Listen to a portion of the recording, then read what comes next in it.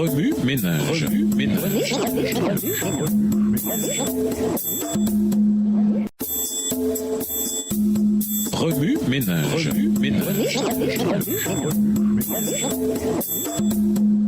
Bienvenue dans votre émission. Oui, ménage. Nous voilà à la leçon de jeudi. Boire les eaux de notre citerne.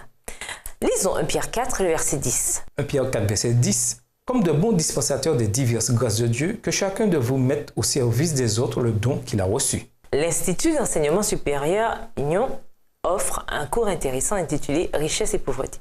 Ce cours se penche sur les deux solutions extrêmes et possibles pour combler le fossé entre ces deux conditions. Il considère la perspective chrétienne et la perspective sécularisée. L'une comme l'autre en arrive à une conclusion similaire.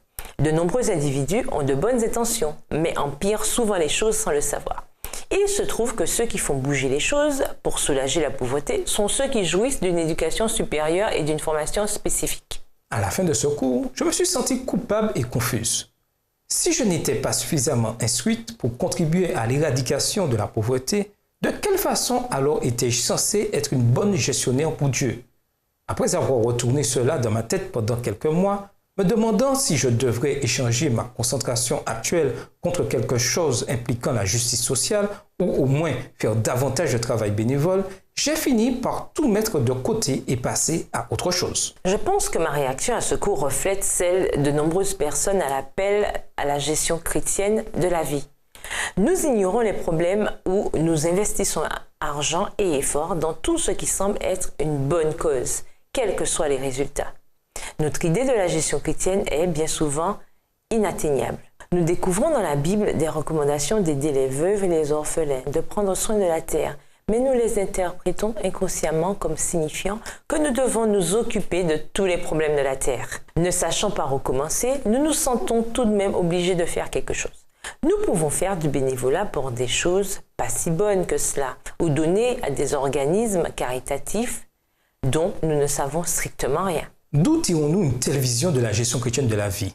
Je ne sais pas, mais une chose est sûre, c'est qu'elle ne vient pas de Dieu. Si nous lisons plus attentivement notre Bible, nous verrons que Dieu ne nous demande pas de nous charger des problèmes du monde entier.